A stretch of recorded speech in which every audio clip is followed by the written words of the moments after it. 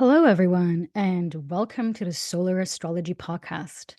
I'm your host, Amiya, and as you can probably hear, I'm the only one that is going to be doing the Pisces episode today.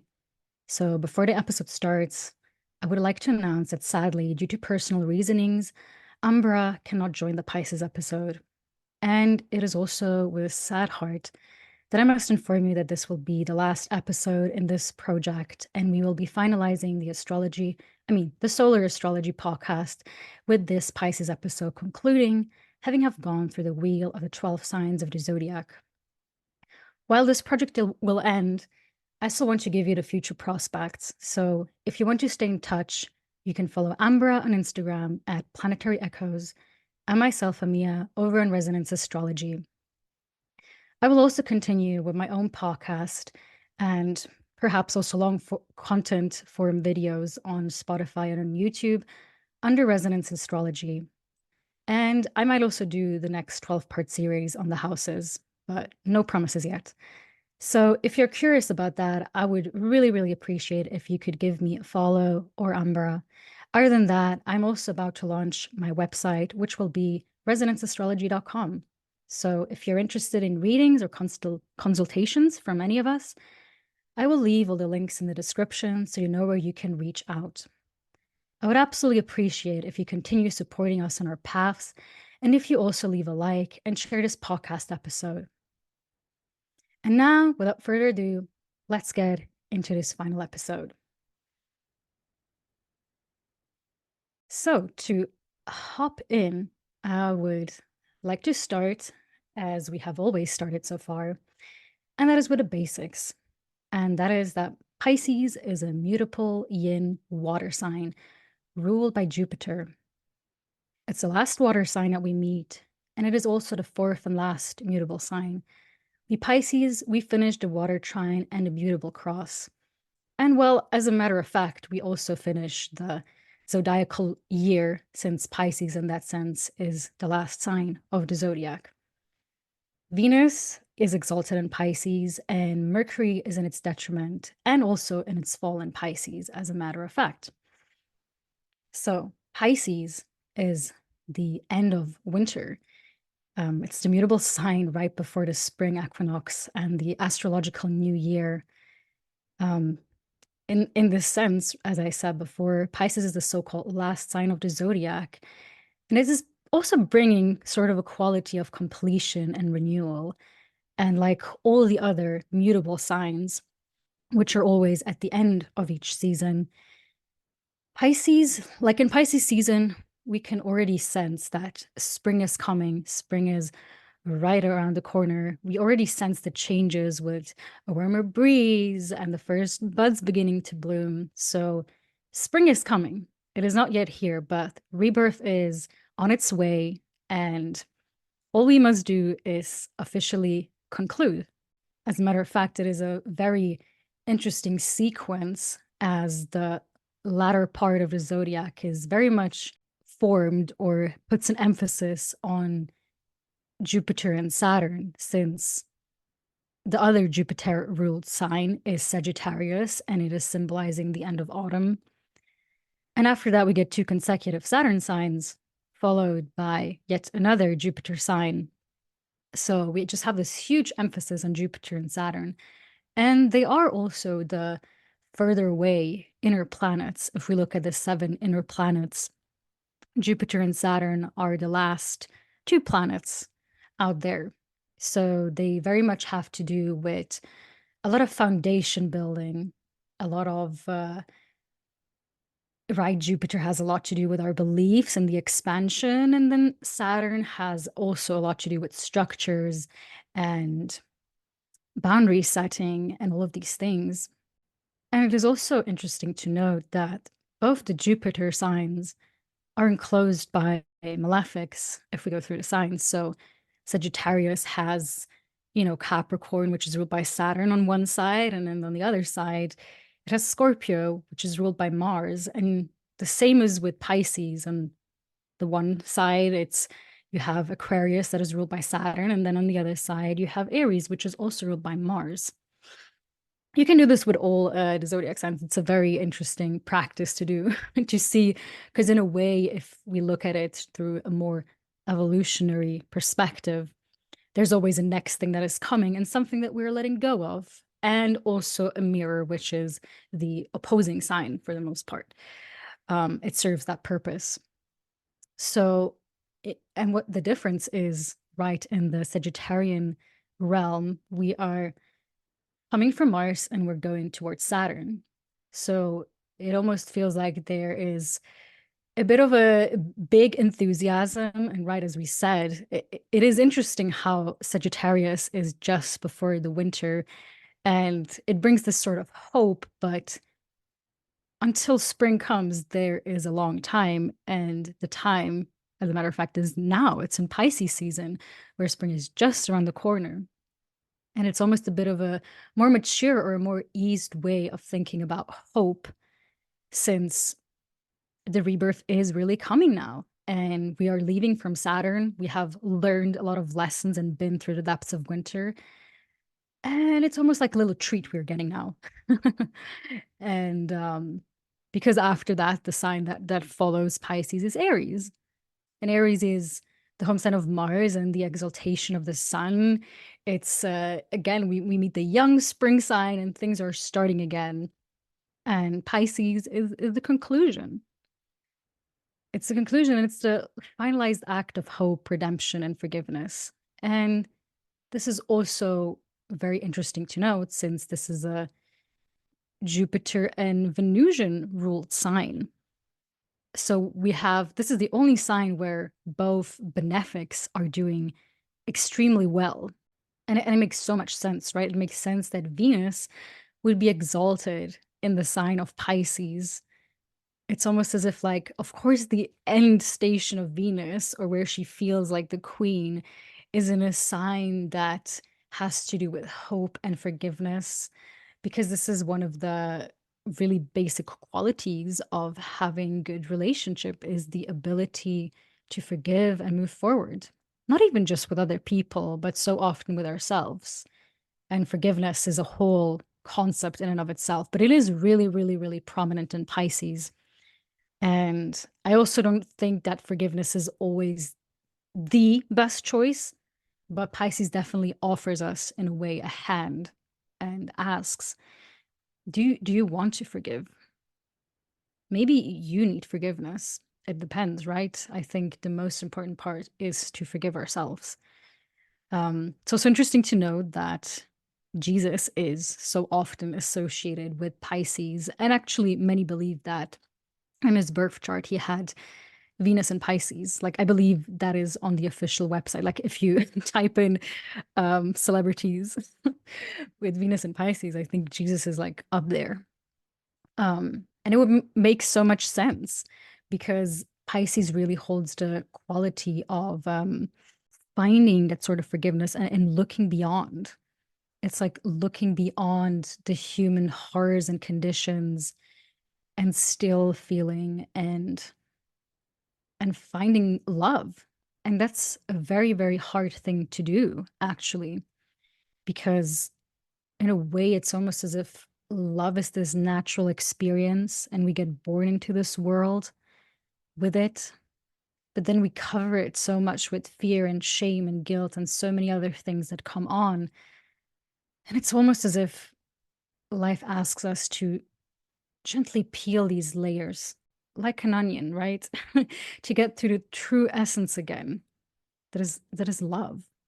But so often we have a bit of a skewed concept of what it is, because we have so many inner projections and things that happen, right? So it's so easy to fall into the path of projecting things, projecting our own hurts on our things that happened. But really, love in itself just is. Like, it doesn't do anything, it just is. And it will always just be, no matter what we end up doing, what choices we end up making. It's as if whatever we do, it just, love, or the human heart, it just has this quality of saying yes to what we say yes to. And this is how we also do create a reality.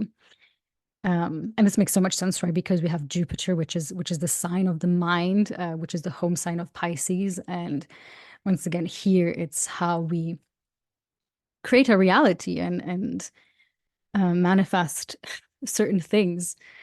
I know I'm laughing because like manifestation, like throw in manifestation these days, it's a word with many implications. But in that sense, I really just mean like manifestation of like, dear divine beloved, move me the way love asks me to move. It's not a forced type of manifestation. And in a way, that is a lot of what Pisces is also about, because Pisces has so much to do with surrendering and letting go. But it's like, what is that even? It's easy to just say that, but how does one actually do that? And it's something that usually just happens, but it's a process of the mind and the body. And it does make it hard, right? Because Mercury is in its detriment and in its fall in Pisces. It's not the most rational sign in that sense.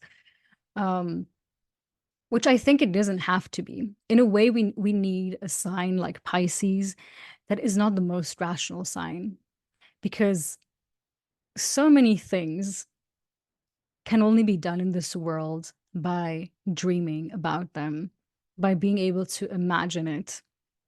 Like all the crazy ideas, how would we turn them into reality? It's almost as if in Pisces we have to turn our reality into a dream to be able to create it. And well, not to diverge too much of the topic, but Pisces is also in a way ruled by the dream realm. I feel it so much myself, and I'm a pretty vivid dreamer. I dream a lot pretty much all the time.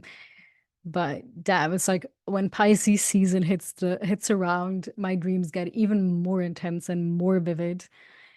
And it's extremely, extremely interesting what these dreams and these symbolic languages have to tell us. I feel like that's also why Mercury, the sign of like rational and logic, just does not do well in Pisces, because Pisces is a realm of signs and symbols. And that is not always the most logical place to be. It's the gut feeling, it's the intuition. And that does not, while it's like it's just not the most logical thing. It's not like oh, you can go from A to B. But it's like this quote from, I believe Einstein said is like logic can take you from A to B, but imagination can take you anywhere. That's what Pisces is.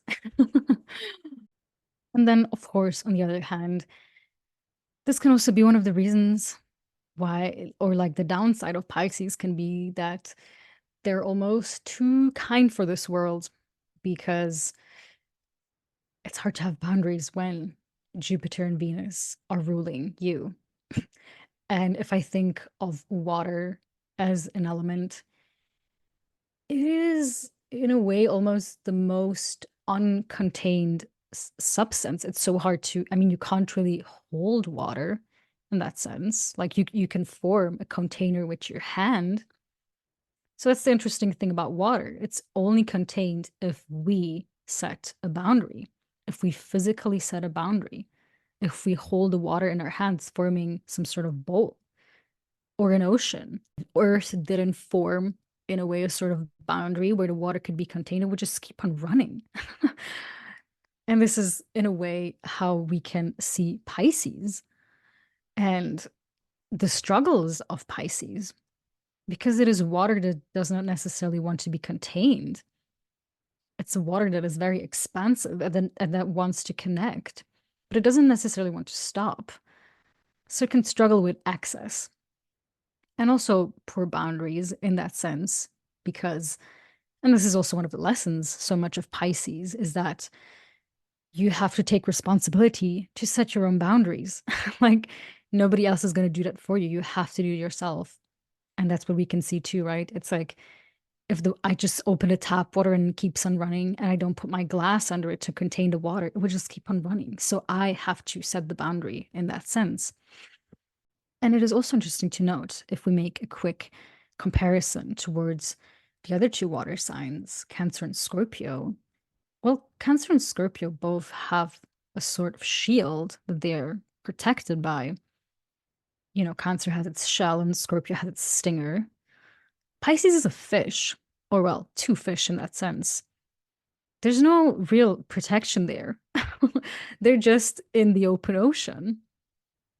And this is exactly the reason why Pisces can wound up so entangled in this whole expanse of ocean, and have a hard time, finding its way back home and remembering because, it starts to believe it is just the ocean. No, that's not good.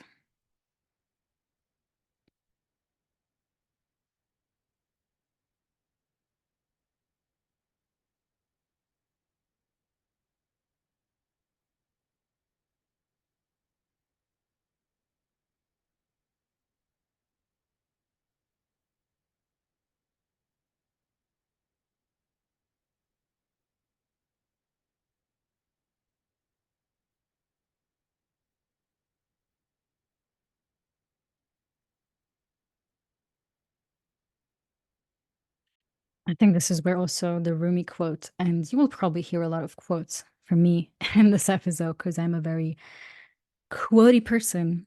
But the Rumi quote, "You're not a drop in the ocean, you're the entire ocean in a drop."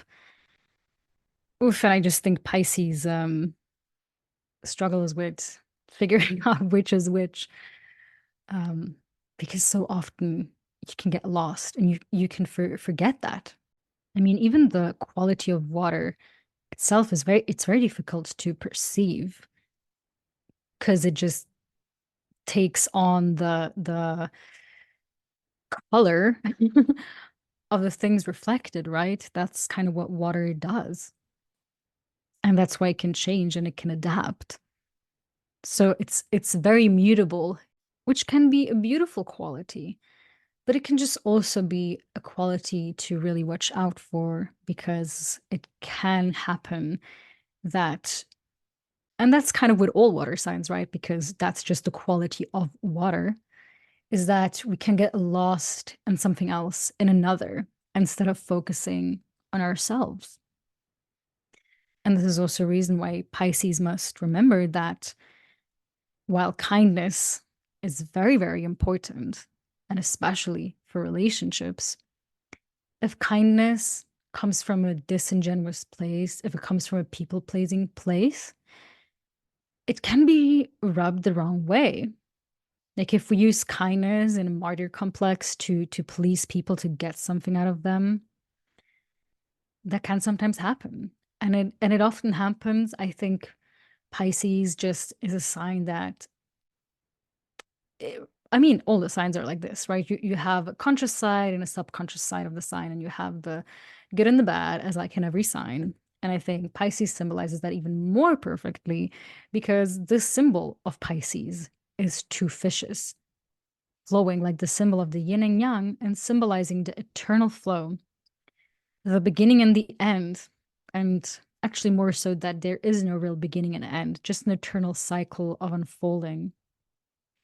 It is also said that karma is without beginning or end, that there is no place to reach, just a place to be. In a way, just a river to keep on flowing in. And in a way, we could say that it is the river and the ocean of death and rebirth, because all life springs from water. And even in the underworld, we have the river of the dead souls. So water really holds this quality of death and rebirth so much. And I would also like to touch a bit more on the um on Jupiter and hope, because Jupiter just has so much to do with hope. And there is a quote that I once discovered in my working place. I used to work as a psychiatry nurse, like 5 years ago now. No, 4 years ago now. And I was having a very rough time there. And I found this quote by Vaclav Havel. And excuse me if I totally butchered that name. But it goes like this: Hope is not the conviction that something will turn out well, but the certainty that something makes sense regardless of how it turns out. So, hope, in a way, really is the ability to believe that we have what it takes inside of us to surpass our circumstances. Because so often we aren't the victim of our circumstances. We really are only the victim of our own inability to overcome these circumstances. And it can be something very revealing or hard to hear in Pisces, because again, it gets lost in the sauce so often, not realizing when am I the victim and when am I just like not able to overcome my circumstances. But I do really like this idea of hope that it is this conviction inside to be like, I know at the end of the day, I will be okay, no matter what fate and fortune befalls me. Because that is a study of astrology, essentially, a study of fate and fortune. And it is symbolized by the fishes that are constantly swimming up and down. And that is fate and fortune. It's also said the wheel of fortune, right? And that is a tarot card that is ruled by Jupiter. So what goes up must come down, and what goes down must come up. In a way, Pisces is so much about realizing, like, damn, right, life will break you, life will put you into shambles. But at the end, there's hope. And it's your decision. It's like you can either turn a bitter human being because of all the things that have been done to you or have befallen you. You can choose to just be a bitter human being. Or you can choose to say, no, despite all the circumstances that I've went through, I'll choose to still open my heart.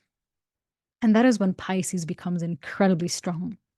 Because it's almost in a way that is like a bit of a stereotype from Pisces, is that Pisces is naive. And it is in a way true. If you think about a fish lost in the open ocean, with no sense of direction, that can be very tricky and naive. You could just like follow the the flows and end up wherever you don't really know, right? So that's oftentimes what happens to people, especially young people, because Pisces, in a way, as a sign, has this intrinsic belief that humans are good. And if you're born with the intrinsic belief that humans are good, you will handle from a place of believing that, well, everyone is like that. Everyone at its core is a kind human being. And while personally, I also have that belief, it can sometimes get tricky because people are tricky, people are messy, people have been through a lot. And while we might have pure intentions, does not sadly always mean that other people have pure intentions. And that is what Pisces learns. And that is often such a big slap to Pisces when it learns that even if humans might be intrinsically kind, the world sometimes can be a very unkind and cruel place. And how can I, despite the fact that humans can be cruel, that the world can be cruel, that sometimes I would rather just, avoid things. And that's also the reason why when the other stereotype comes into play, and that is that Pisces can be very avoidant because it can be a lot to handle. In a way, it's also the weight of the world, but in a different way, because it's just so much. All the sorrows and the things of human beings that Pisces is just so empathetic towards. It's a lot to take in. The world is, there's so much to grieve in this world. And it's hard to feel all that, to feel the grieving and the sadness of this whole world. It's such an emotional weight.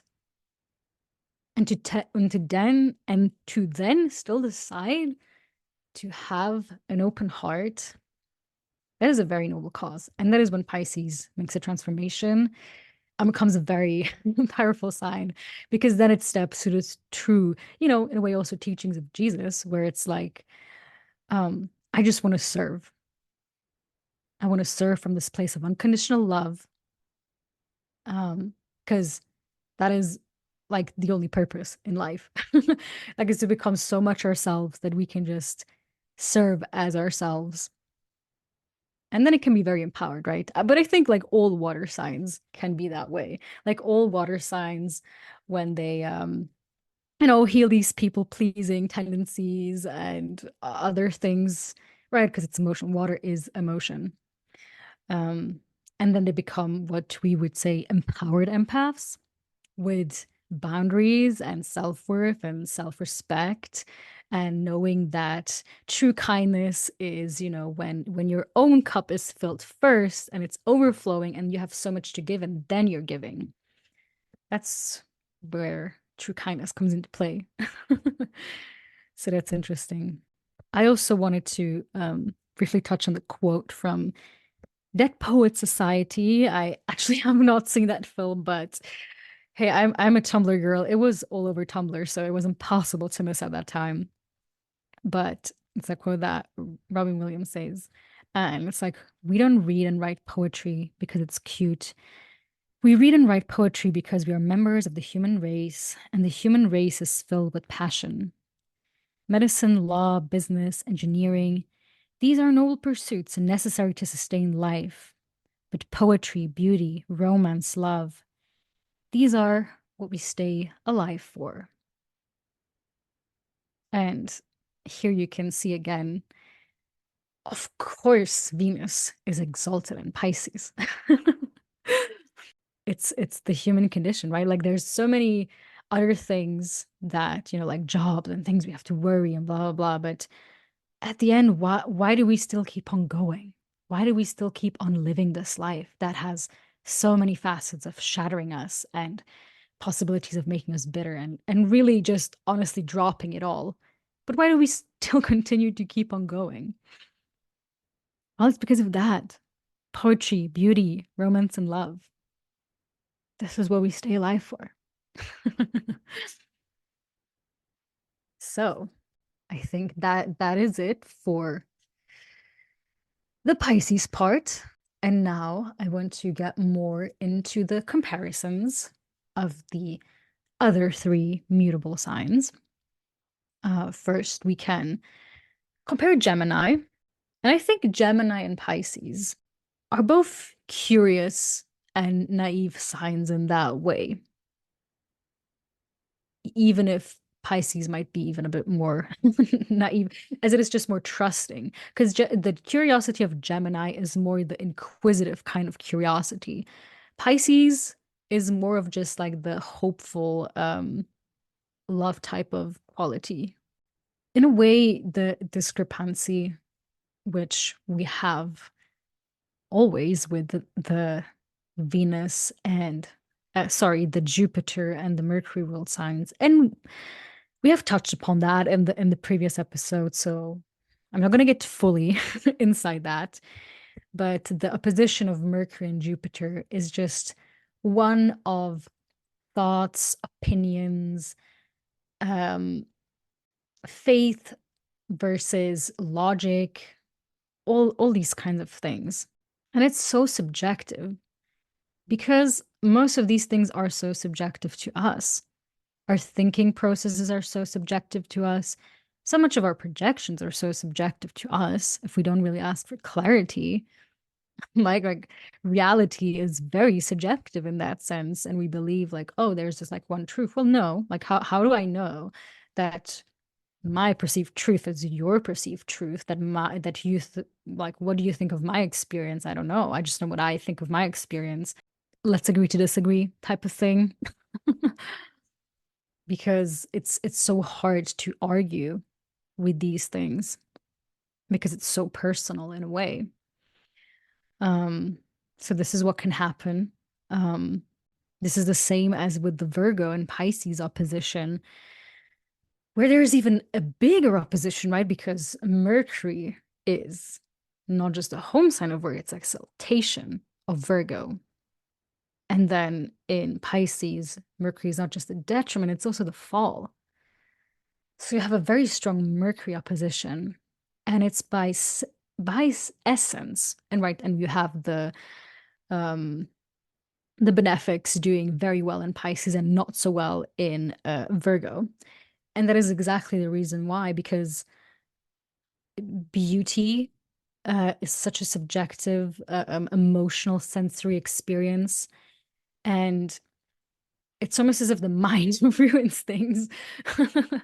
Like we can't experience love that just is if we try to analyze it, because love just is. There is nothing to analyze about it. So it's impossible for these to work together. And then in Sagittarius, and I think I already touched a bit upon there in the beginning. Again, it's Jupiter, but it's just Pisces' Jupiter with uh rose-colored glasses because it has Venus there as well. It's even more hopeful and optimistic, again, to the point of almost being naive. So both of them have a, I mean, they're both the Jupiter signs at the end of the darker half of the year seasons. So I'm sure they would be able to have a good, hopeful party together.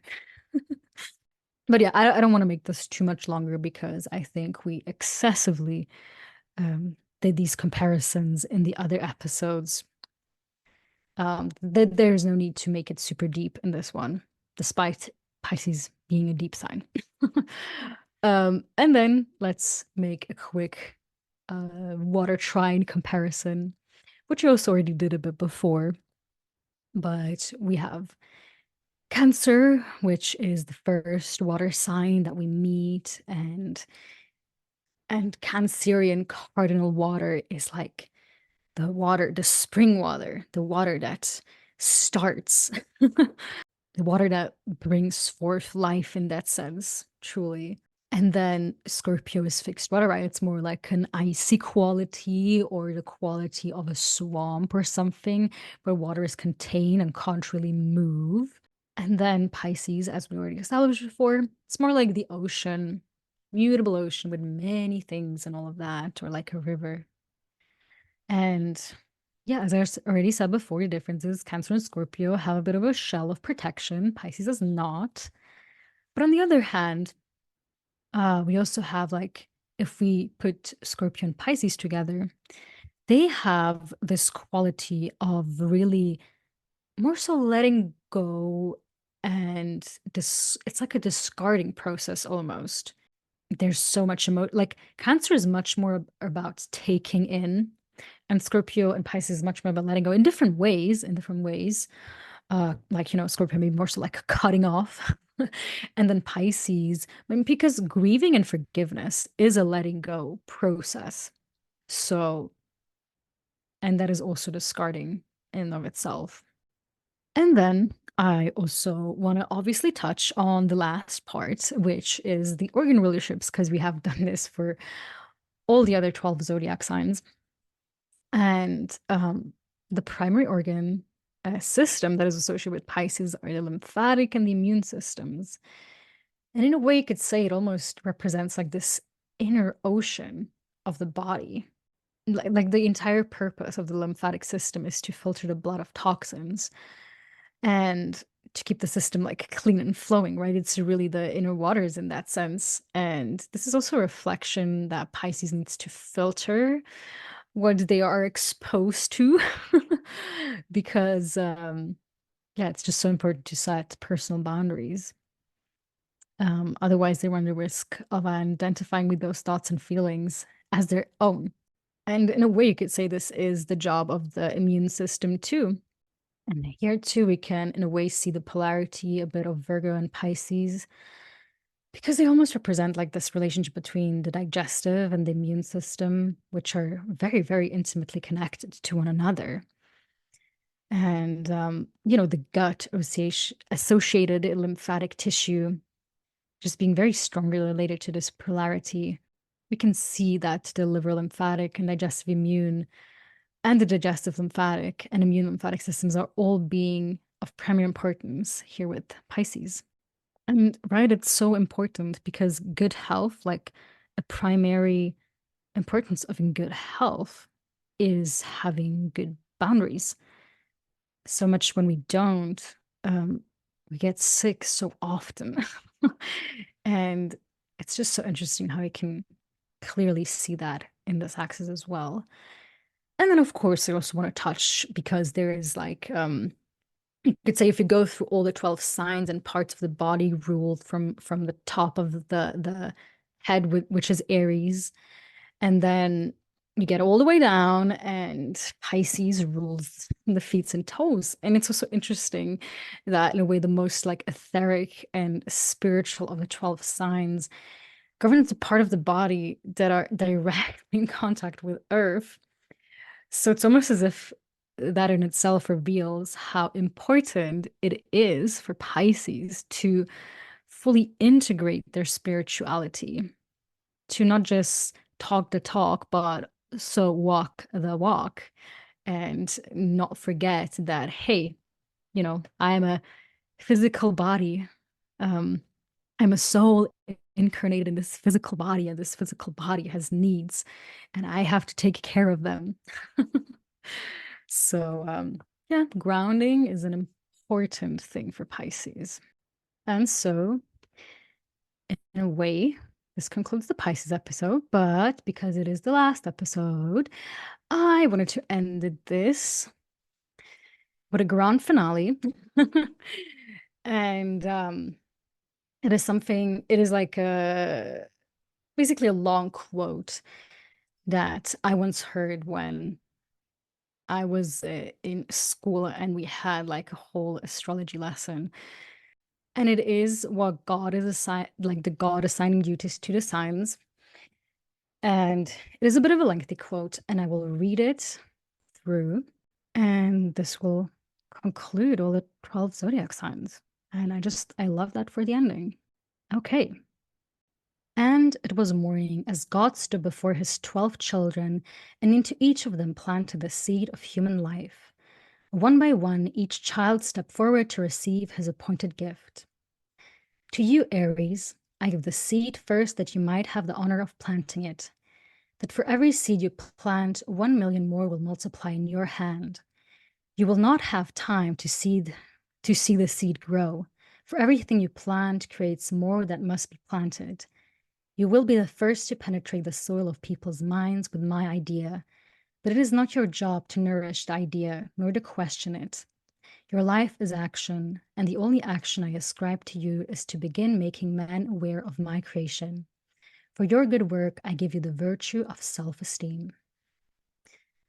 Quietly, Aries stepped back to his place.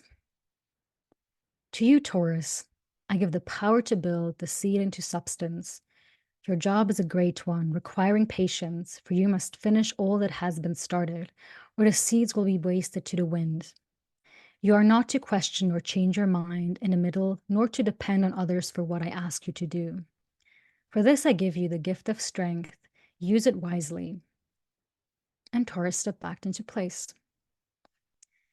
To you, Gemini, I give the questions without the answers so that you may bring to all an understanding of what people see around them. You will never know why people speak or listen, but in your quest for the answer, you will find my gift for knowledge. And Gemini stepped back into place. To you, Cancer, I ascribe the task of teaching people about emotion. My idea is for you to cause them laughter and tears so that all they see and think develops fullness from inside. For this, I give you the gift of family, that your fullness may multiply. And Cancer stepped back to his place. To you, Leo, I give the job of displaying my creation in all its brilliance to the world. But you must be careful of pride and always remember that it is my creation, not yours. For if you forget this, people will scorn you. There is much joy in this job I give you if you but do it well. For this you are to have the gift of honor. And Leo stepped back to his place. To you, Virgo, I ask for an examination of all that humankind has done with my creation. You are to scrutinize their ways sharply and remind them of their errors, so that through them my creation may be perfected. For doing this, I give you the gift of purity of thought. And Virgo stepped back to his place. To you, Libra, I give the mission of service, that humans will be mindful of their duties to others, that they may learn cooperation as well as the ability to reflect on the other side of their actions. I will put you everywhere there is discord, and for your efforts, I will give you the gift of love. And Libra step back into place. To you, Scorpio, I give a very difficult task. You will have the ability to know the minds of the other people, but I do not permit you to speak about what you learn. Many times you will be pained by what you see, but in your pain you will turn away from me and forget that it is not I, but the perversion of my idea that is causing your pain. You will see so much of humankind that you will come to know them as animals, and will wrestle so much with the animal instinct in yourself that you will lose your way. But when you finally come back to me, Scorpio, I have for you the supreme gift of purpose. And Scorpio stepped back. To Sagittarius, I ask that you make people laugh, for amidst their misunderstanding of my idea, they become bitter. Through laughter, you are to give people hope, and through hope, they turn their eyes back to me. You will touch many lives, if but for a moment, and you will know the restlessness in every life you touch. To you, Sagittarius, I give the gift of infinite abundance, that you may spread wide enough to reach every corner of darkness and bring it light. And Sagittarius stepped back into place. To you, Capricorn, I ask the toll of your brow, that you might teach people to work. Your task is not an easy one, for you will feel all of humankind's labors on your shoulders, but the yoke of your burdens contains the responsibility of your brothers and sisters, which I put into your hands. And Capricorn stepped back into place. To you, Aquarius, give the concept of the future that people might see other possibilities. You will have the pain of loneliness, for I do not allow you to personalize my love, but for turning people's eyes to new possibilities. I give the gift of freedom, that in your liberty you may continue to serve humankind wherever they need you. And Aquarius stepped back into place. To you, Pisces, I give the most difficult task of all. I ask you to collect all the world's sorrows and return them to me. Your tears are to be ultimately my tears. The sorrow you will absorb is the effect of people's misunderstanding of my idea, but you are to give them compassion that they may try again. For this, the most difficult task of all, I give you the greatest gift of all. You will be the only one of my 12 children to understand me. This gift of understanding is for you, Pisces, for when you try to spread it to humankind, they will not listen. And Pisces stepped back into place. And the children left, each determined to do his job best that he might to receive his gift, but none fully understood his task or his gift. And when they returned, puzzled God said, you each believe that the other gifts are better. Therefore, I will allow you to trade. And for the moment, each child was elated as he considered all the possibilities of his new mission. But God smiled as he said, you will return to me many times asking to be relieved of your mission, and each time I will grant your wish. You will go through countless incarnations before you complete the original mission I have prescribed for you. I give you countless time in which to do it, but only when it is done can you come be with me. So, this is the end quote. This is the my final read for this episode. And with this, I want to conclude the final episode of the Solar Astrology Podcast. I want to fully thank you from the bottom of my heart, and also from Ambra's heart, for listening and tuning in, for giving us the grace of, making mistakes and being through this process, right? It's a messy process at the end of the day. And I'm so happy we can now continue on our other paths. And yeah, with this in both of our names, I say thank you. I would really appreciate if you leave a like or a thumbs up. And as I already mentioned before, I will leave all the descriptions in the link and where you can find our profiles or our websites, and you can always contact us and stay in touch. So thank you so much, and goodbye from my side. And I wish you an amazing spring equinox and beginning of the astrological new year. Goodbye.